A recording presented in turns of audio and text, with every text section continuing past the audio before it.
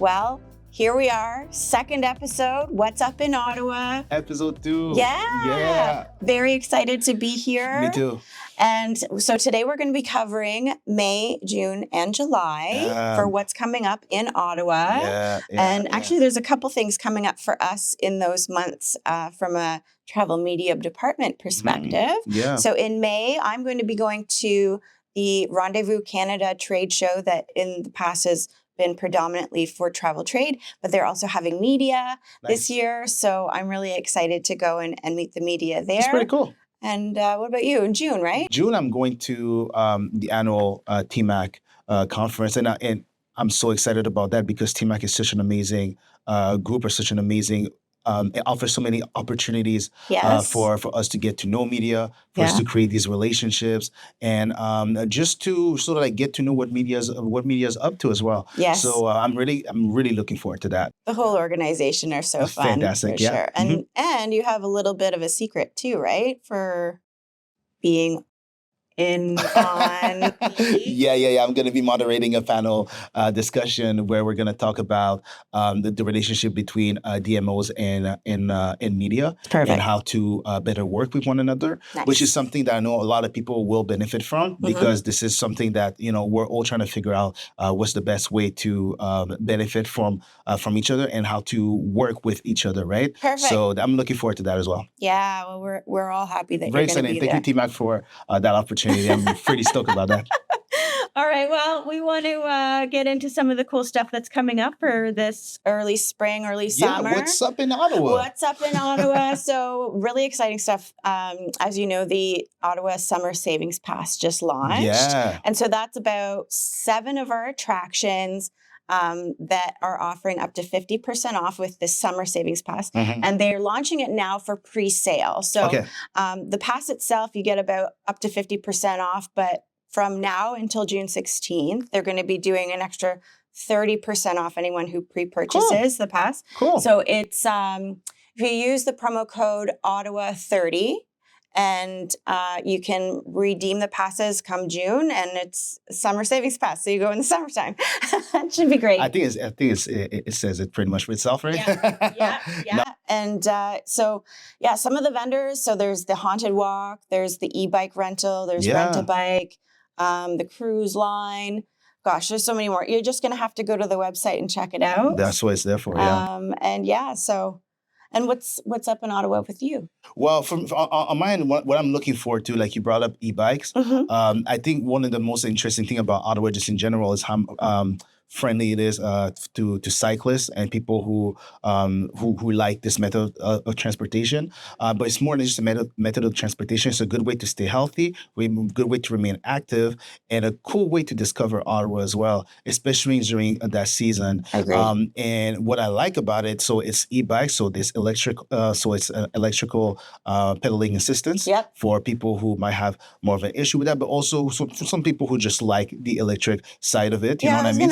I did it, and I used the e-bike, and it was so fun. Yeah. And you get to cover more ground. Yeah. Like, we were out for a few hours, and the amount of things that we saw, it was great. And it was the first time I experienced it. Both you and I are pretty new to the Ottawa Tourism seats. So we try to experience, when we can, and that was a really fun one. Yeah, definitely. So that's one thing that I'm looking forward to, and just in general, there's so many things we're gonna cover on this podcast. But the summer season, I mean, Ottawa changes colors and sceneries and identity as you go from one season to another. So I'm really looking forward to that colorful transition. And speaking of colorful, there's we're going to touch on that. We will. We've got some special guests that came in today. So you have.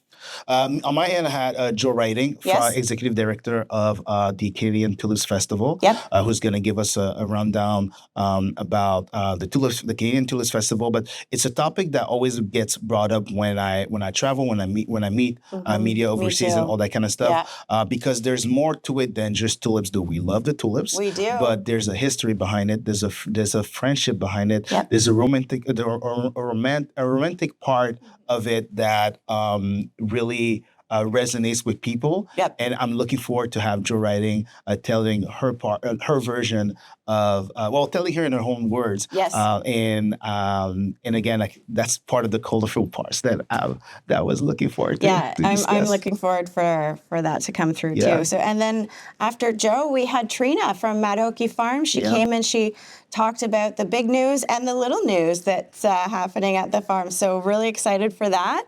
And so I guess we will move on to the next guest. Yeah, let's get it. All right.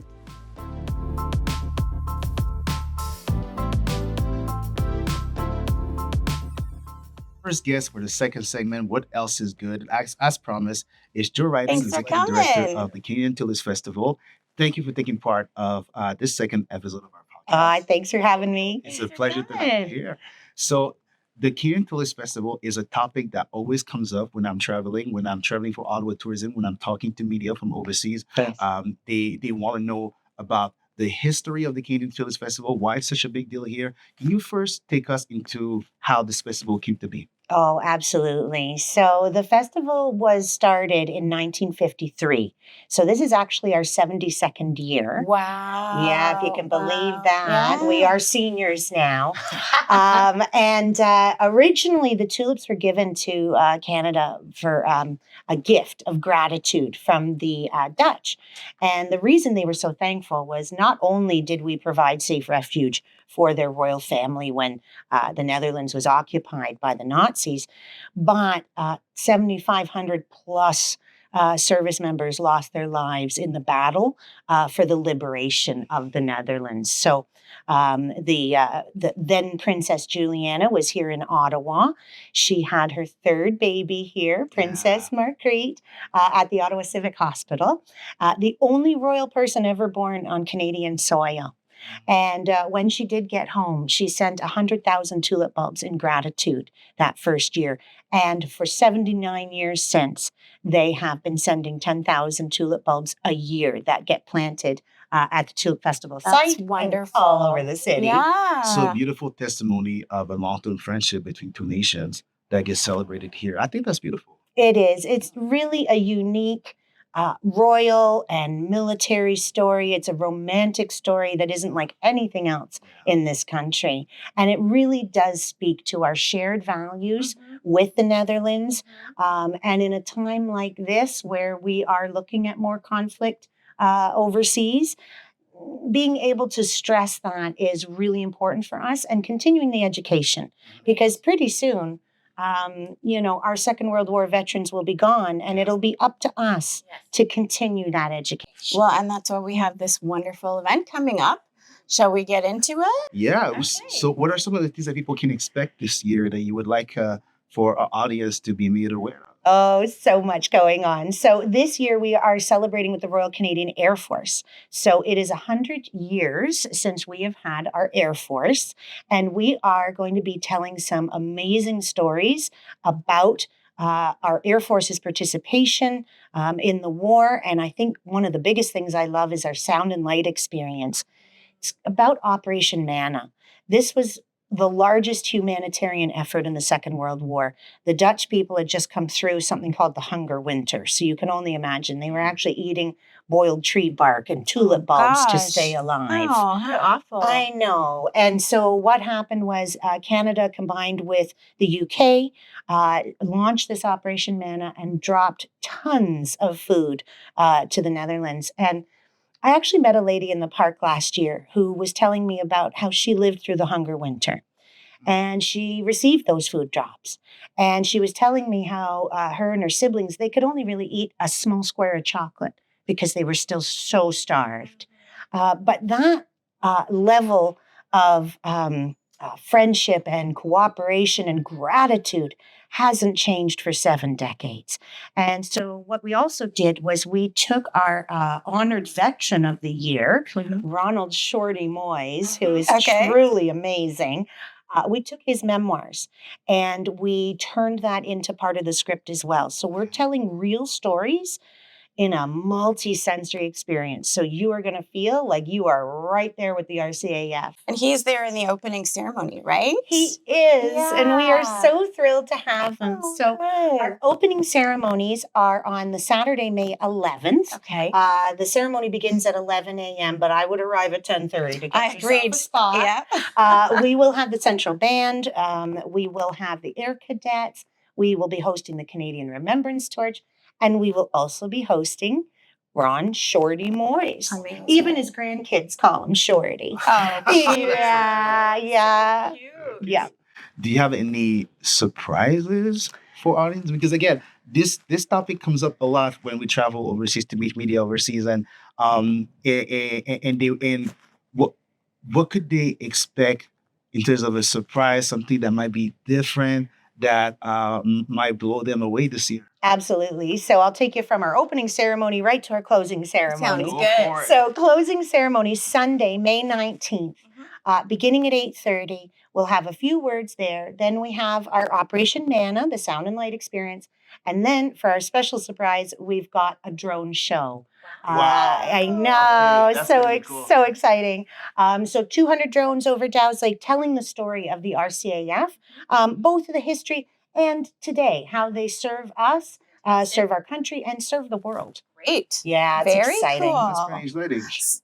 So I was just going to say, there's something expanding into the Byward Market, potentially? Yes, there is. So we had just sort of expanded out last year, but this time we're really pushing it. So down in Byward Market, we're calling it Byward Market Blooms. Mother's Day weekend, we're going to have flowers and all of the local flower farmers down in the market. And then on the second weekend, we're doing something called Tulip Palooza. Mm-hmm. It's pollinator's paradise. So what we've done is we've created 8-foot giant tulips with huge bees and butterflies awesome. and all the glowing pollen you can handle. DJs from 5 to 10 at night. You're going to get your glow on. It's going to be awesome. That's pretty cool. Yeah. Now, obviously, it's a huge event, so in terms of people arriving and parking and people, do you have any tips for people who want to make sure that they get the best spots, arrive at the best time, the best transportation methods, and all that kind of stuff? Absolutely, we sure do. Parking in the area for the Commissioner's Park can be challenging as the TOH continues to expand. So what we've done is we've created a few options. One is there's a hop-on, hop-off tulip tour that starts in Byward Market and will take you down to the main festival site. It's only $5 return, so fantastic deal. You can park downtown and you can come on down. We've also got a new water taxi service. Oh, awesome. I know. Going from the Carlton parking lot, north end, just going across Dow's Lake with a little historical tour so you can learn about the actual water that you're crossing. Right. And so we also have walking paths from both the Agriculture and Food Museum and the Carlton parking. And we also are offering this year our Chartwell People Mover. So series of golf carts to help those with mobility issues or armfuls of children that's fantastic. Get from one end of the park to the other, because that's 1.2 kilometers. Okay. So it's not a small walk, 26 gardens, 300,000 tulips to see. Amazing. Yeah. Amazing. It's going to be quite a vision. Yeah, no, absolutely. And very colorful. And what I particularly like about it is how much color it adds to the city. Yeah. It's funny you should say that. Our founder, Malik Karsh, famous photographer, landscape photographer. His brother did all the portraits. So we like to give Malik the love. But what he said about the tulips when they were first planted here, he said that they brought a little bit of color back to a very gray world after the war. And that really sticks with us. Yeah. And especially after we come out of such difficult, dark times. Yep. To be able to bring that joy and that color to the city, it's our honor. Nowadays, when everything going on, it's an amazing time to kind of appreciate the more colorful scenery. Yeah, you can feel that bright energy. That's for sure. There's nothing like a tulip to make you smile. Yeah, it's true. Now, do you have any final thoughts or any final things that you would like to share to our audience who might be looking forward to this experience this year? Absolutely. So just a reminder, the park is free. Our movies in the park are free, as is the Sound and Light experience. We have our Blacklight Boardwalk, which is back this year. Nice. Again, a little nod to the pollinators. You'll notice I have a butterfly on my head. And we started that 2 years ago. We set up gardens, about 2,000 blooms across the Dow's Lake Boardwalk. We do them under blacklight because that's how bees and butterflies see the flowers. Okay. So they see in the UV spectrum. Okay. And what we realized is the pollen glows. So they leave little trails for each other that we can't see. Okay. So the Blacklight Boardwalk is all about that. Pollinators, stewardship, treat your bees with some respect because we need them. Yes. And then we take that down to the Byward Market and we get funky with it. Nice. Yeah. Very cool. I like that. Oh, Joe. Joe, Thanks for coming. This Thanks has for been coming. great. Oh, thanks for having me. awesome. We appreciate you. And again, the Tulip Festival, remind us of the date. May 10 to 20. Y'all heard it here.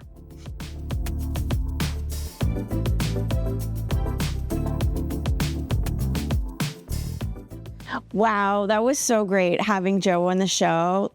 She has so much information and not just about the tulips, right? Well, because there's such a rich historical component to it that makes it that adds so much value to it. Again, it's not just about the tulips, Right. It's like we said before, it's the friendship between Canada and the Netherlands, the romantic side of it, the different aspect. It's really cool. You know what I mean? I want to see Shorty. I can't wait. Me too. Well, and now next we have another guest, Trina from Mādahòkì Farms is coming up. Let's go. All right.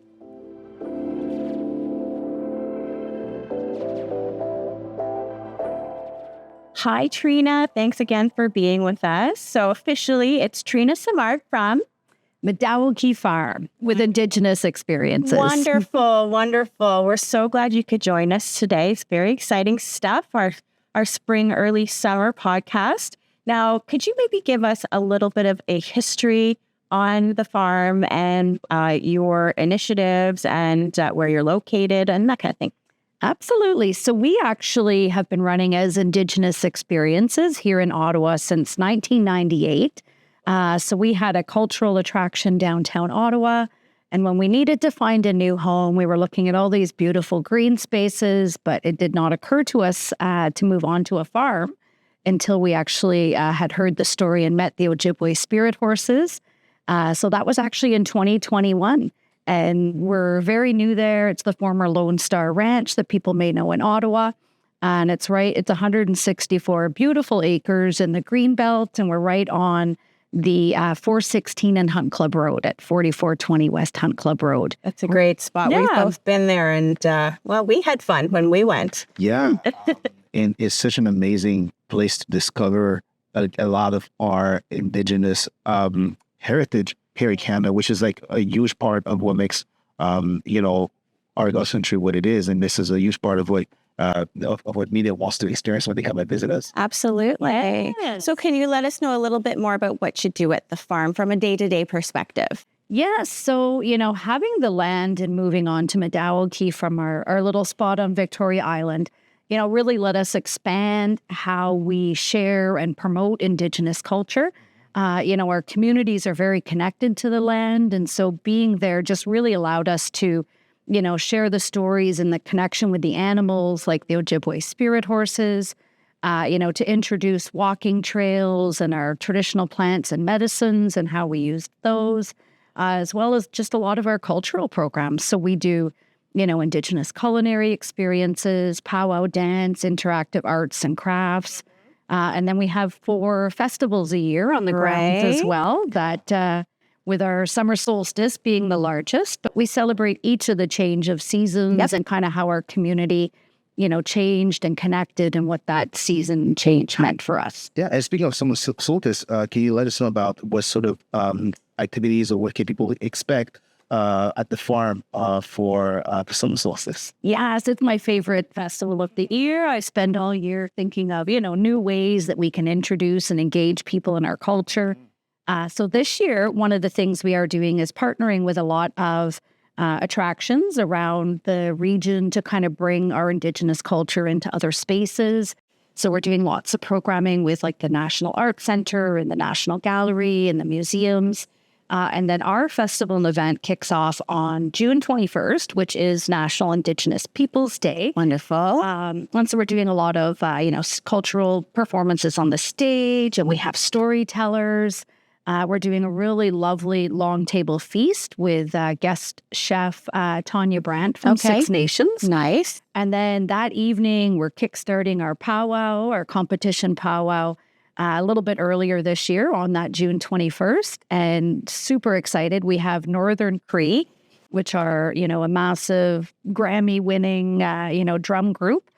And then we're doing a really fun glow-in-the-dark powwow with DJ Shub. So we're actually ending the powwow night with just some jamming out on the powwow grounds and something really fun. That's pretty cool. Yeah. There's also a marketplace happening as well, right? There is. So summer solstice, and then it'll continue all weekend after the 21st. And we have a marketplace. So our store that's at Mādahòkì Farm year-round, we have now almost 70 Indigenous vendors, so you can find everything from, art and craft to traditional foods at, popping corn, bannock in a bag.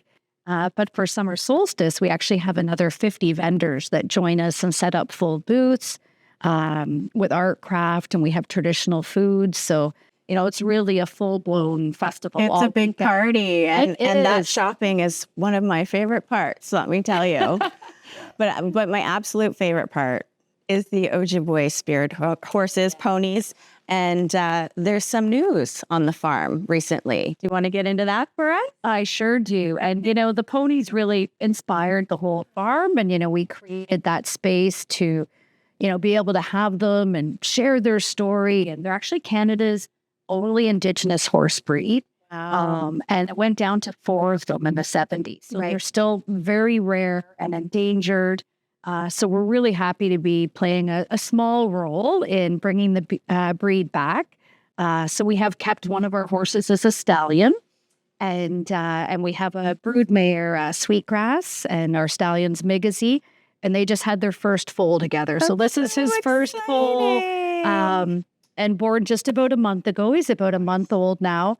And I was actually boarding a plane down to Florida the morning he was born. So I was like, I'm the last person boarding. I'm like, hold on, is he standing? And I have to go. And so I didn't get to see him until recently, but he's absolutely perfect. Yeah, he's just congratulations. Thank you. What's his name? Asema, which is tobacco. Okay. So Due to his coloring.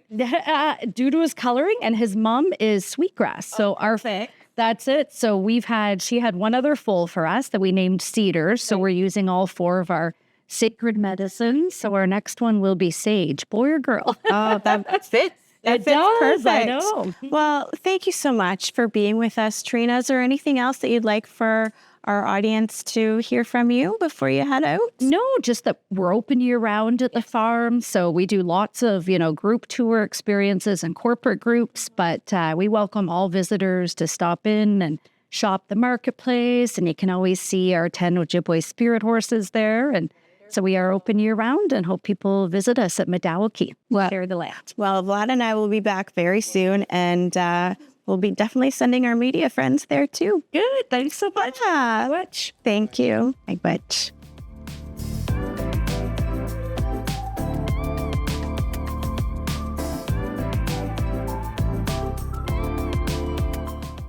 I love Mādahòkì Farm. There's so much things happening over there. The solstice, the summer solstice festival is such a big part of what makes the city so exciting, especially around that season. And I mean, I know I'm dying to see that baby horse. The oh my Ojibwe God. spirit horses. No, I'm really excited. I'm really excited that also because it also says that their breeding program for the Ojibwe spirit horses is going well. It's working. Yeah, and I'm happy about that. It's such good news. Yeah. But wait, there's more. There's so much more going on in our destination here. And now let's go ahead and jump into that third segment. we have so many things. Yeah. So we've got a couple for each of the months we're talking about. So to start out, May 10th to 14th is the Ottawa Children's Festival. Yeah. And this happens at a couple of sites and locations, but Le Breton Flats is where things are happening between the shows. It's family friendly, obviously, lots of entertainment, lots of activities, and it's a great all-around experience, and they've been having it and thousands of people for quite a few years now. Yeah, and May 31st to June 1st, we have City of Home taking place at Lansdowne here in Ottawa. So the cool thing about City of Home is it's a sort of like a wellness festival that includes a lot of opportunities for people to get to know how to take better care of themselves, but also some activities and some wellness vendors also who are also going to be present there as well. And it's such a remarkable, especially with that transition from winter to spring to summer. I mean, people start going from when it comes to like taking care of themselves mentally, physically, that transition. It's important to take care of ourselves during that transition. Yes. So I'm pretty excited that this is happening as well. Yeah, me too. And gosh, it never stops here. So June 8th and 9th, we have the Ottawa Food Festival. That's happening at the Tanger Outlets. Mm-hmm. And it's all local vendors. It's lots of yummy food. And I want to check it out. Are you going to check it out? I'm good, obviously. Maybe we'll go together. I'm a food guy. Yeah. You know what I mean? Du 14 juin au 16 juin, quelque chose de très important qui va se passer, c'est le Festival franco-ontarien dans la région d'Ottawa ici, qui va se dérouler dans le Major Hills Park, ici dans la région. Le Festival franco-ontarien, comme les gens savent, Ottawa est une ville bilingue qui célèbre encore une fois notre héritage anglophone, francophone et autochtone. Alors, c'est un festival très important dans notre région parce que la communauté franco-ontarienne est une communauté essentielle à notre identité et à notre développement culturel. Alors, j'ai bien hâte à ce festival également. Fantastic. So, and then on the heels of that, June 21st to 30th, we have the Ottawa Jazz Festival. I'm so excited about that. Oh, man. It's at Confederation Park, and it's going to be a blast. It's for all music lovers. It's a wonderful community event, but also it's a big event. Yeah. So, something not to be missed. Last year, I had the chance to watch one of my favorite bands, Kokoroko, perform there. Yeah. I saw them with my brother. It was such an amazing experience. Actually, I think I remember that day. Yeah, absolutely. Yeah. And we're so fortunate to, again, it's not just the jazz festival, but it's the type of talent that they attract here. Yeah. I mean, it's such an amazing opportunity to discover some of like the different musical flavors from around the world. Yes. And all that kind of stuff.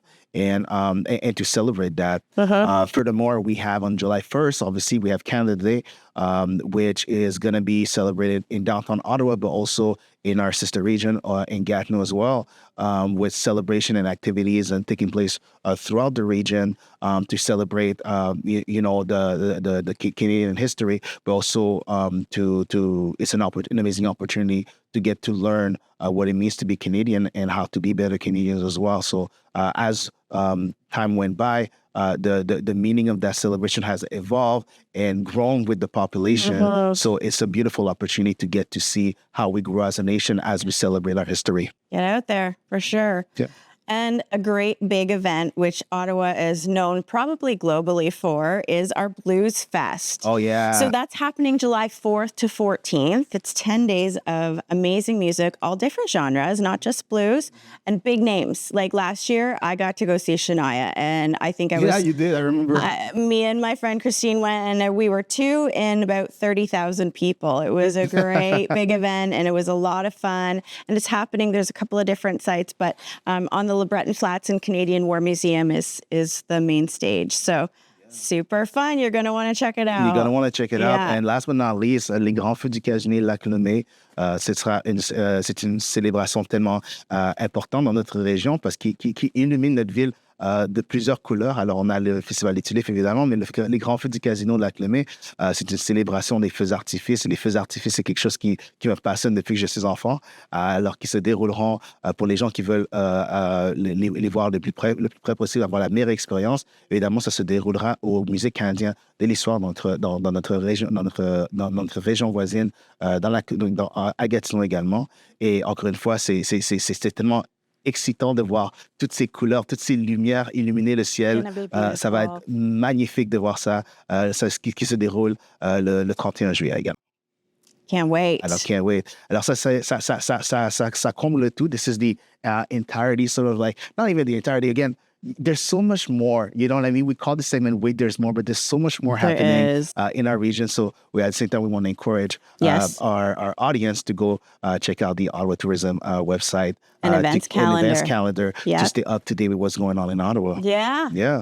Well, thanks again for joining us. Absolutely. And it's so nice, Vlad, to be able to do this with you every so season. Nice. Absolutely. Please, everybody, make sure to subscribe to our podcast. Yes. On YouTube, on Spotify, and soon enough, multiple streaming platforms where it's going to be made available as well. Absolutely. And to remain, again, up to date with what the travel media team is doing, but also to stay up to date with what Ottawa Tourism has going on and what the region has going on and all that fun stuff. All the fun stuff. Yeah. Awesome. Thanks again. Alors, mesdames et messieurs, mes chers amis de la communauté francophone, j'aimerais vous présenter notre dernier segment surprise, segment spécifiquement pour vous, Ottawa, c'est comment. Alors, en résumé, nous avons fait la couverture des événements à venir dans la région, couvrant le mois de mai jusqu'au mois de juillet. Ça inclut le Festival franco-ontarien, les grands feux du casino, City of Home, et plus de choses encore. Nous avons également eu la chance d'avoir 2 invités fantastiques, entre autres Jo Riding, qui est la directrice exécutive du Festival canadien des tulipes, qui est passée au travers non seulement l'histoire du Festival canadien des tulipes, mais également qui nous a introduit aux surprises et à quoi s'attendre cette année. Nous avons également eu Trina Mather-Simard des expériences indigènes et de la ferme Mādahòkì qui nous a tenu informés du festival de solstice d'été qui se déroulera également à la ferme Mādahòkì cet été. Et encore une fois, nous avons la passe estivale d'été, en fait, qui est disponible présentement à toutes les gens qui voudraient prendre avantage des attractions, de certaines attractions dans notre région. 7 à 8 attractions où vous aurez la chance d'avoir des rabais afin de pouvoir prendre avantage des choses qui sont très intéressantes à faire dans notre région.